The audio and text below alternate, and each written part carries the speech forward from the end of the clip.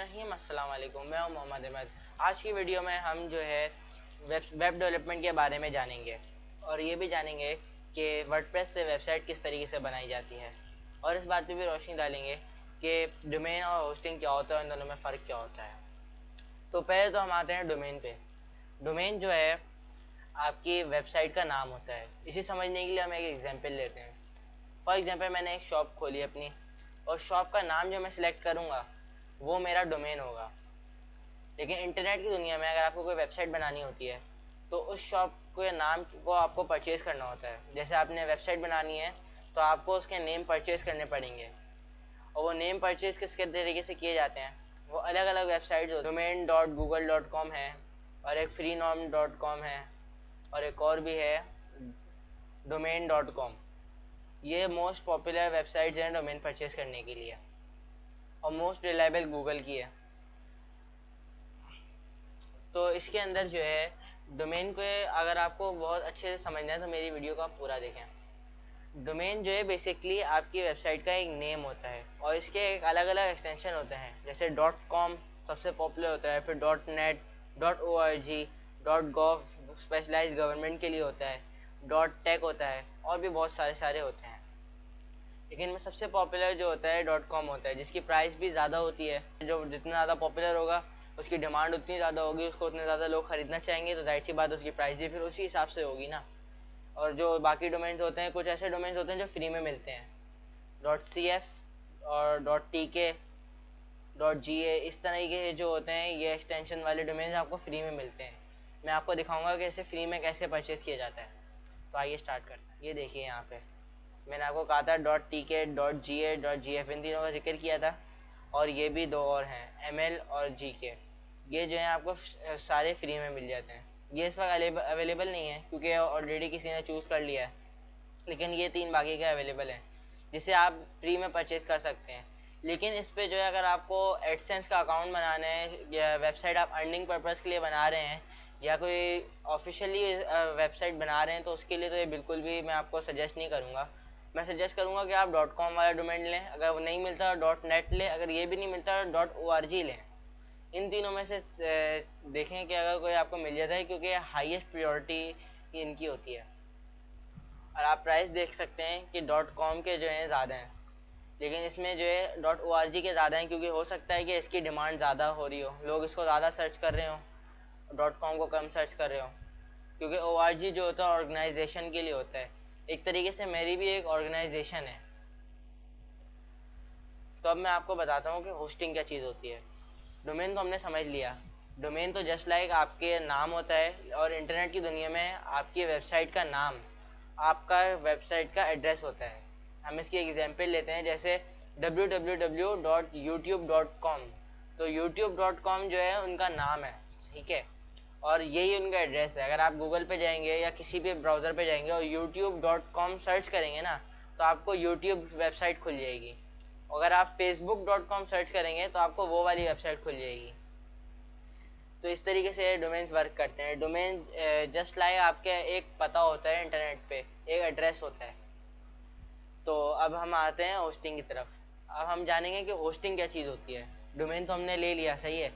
अब हमें वेबसाइट बनाने के लिए डोमेन और होस्टिंग दोनों की ज़रूरत पड़ती है। तो अब होस्टिंग ये है कि देखें, जैसे कि अगर मैं कोई अपना बिज़नेस रन करता हूँ, बिज़नेस ऑन करता हूँ, तो उसके लिए मुझे एक बिज़नेस रन करने के लिए मुझे एक स्पेस चाहिए होता है। जैसे जहाँ पे मेरे एम्प्लॉयज़ काम करेंगे, जहाँ पे कस्टमर्स आएंगे, विज़िट करेंगे, जहाँ पे मैं अपना सारा सामान रखूँगा, सही है। तो एक स्पेस दरकार होती है। लेकिन इंटरनेट में अगर आपको चाहिए तो आप उस तरीके से फ़िज़िकल स्पेस तो नहीं रखेंगे, क्योंकि वेबसाइट कोई फ़िज़िकल चीज़ तो नहीं है। तो आपको स्पेस भी जो है उसमें चाहिए होगी। तो एक आपको कंप्यूटर चाहिए होगा जो 24 आवर रन कर रहा होता है, सही है। वो ना दिन में बंद होता है ना रात को बंद होता है। वो मेंटेनेंस के लिए बंद होता है, लेकिन 1-2 घंटे में वापस से ऑन एयर हो जाता है। और अगर आप अपने पीसी को करेंगे इसमें, तो आपकी जाहिर सी बात है, आपकी इलेक्ट्रिसिटी का भी होगा, आपकी मेंटेनेंस का भी खर्चा आएगा, और आपको जो है इसमें प्रॉब्लम भी हो सकती है, क्योंकि आप जो है इतने इसमें प्रोफेशनल नहीं होंगे, और आपको बड़े बड़े सर्वर लगाने पड़ते हैं 24 आवर्स चल रहे हों, और वो हीटअप भी होते हैं, उसके हिसाब से आपको कूलिंग सिस्टम भी लगाने होते हैं। तो इसलिए जो है आपको एक कुछ वेबसाइट होती हैं, लोग होस्टिंग का बिज़नेस करते हैं, जो अपने तौर पे सर्वर्स लगाते हैं, अलग अलग सर्वर्स होते हैं इसमें। जैसे कि एक सर्वर होता है जिसमें मैंने 3 लोगों को एक ही हार्ड ड्राइव पे 3 लोगों को शेयर कर दिया है। जैसे मेरी 3 वेबसाइट चल रही हैं और मैंने एक ही बंदे से लिया हुआ है, तो उसने मुझे एक ड्राइव दे दी कि आपको भाई मैं आपको 500 जीबी का स्पेस दे रहा हूँ। तो मैंने 500 जीबी में से तीनों को इक्वल इक्वल डिवाइड कर दिया। तो इस तरीके से शेयर्ड होस्टिंग होती है। अब क्लाउड होस्टिंग क्या होती है? क्लाउड होस्टिंग ये होती है कि बहुत सारे सर्वर्स अगर आपको हों, बहुत सारे सर्वर्स लगे हुए होते हैं और आपकी होस्टिंग उस पर होती है। 3, 4 या 5 सर्वर्स को मिला के आपकी होस्टिंग होती है। अगर आपका एक सर्वर भी बंद होता है, फॉर एग्जांपल अगर आपका एक सर्वर भी बंद होता है, तो आपकी वेबसाइट बंद नहीं होगी, वो 24 घंटे चलती रहेगी। एक बंद होगा तो दूसरे पे होगी, दूसरा बंद होगा तो तीसरे पे होगी, तीसरा बंद होगा तो चौथे पे होगी। तो इस तरीके से आपकी वेबसाइट रन करती रहेगी। क्लाउड होस्टिंग में बहुत कम चांसेस होते हैं कि आपकी वेबसाइट डाउन हो। अगर आपको कोई वायरस अटैक होगा वेबसाइट पे, कोई मेलवेयर अटैक होगा, तो हो सकता है कि आपकी वेबसाइट डाउन हो जाए, वरना इसमें सर्वर की तरफ से कोई इशू नहीं आता। क्लाउड होस्टिंग सबसे बेहतरीन होती है। और एक होती है वीपीएस होस्टिंग। अब वीपीएस होस्टिंग क्या है ये ज़रा समझें। वीपीएस होस्टिंग जो है एक तरीके से ये होती है वर्चुअल मशीन, ठीक है।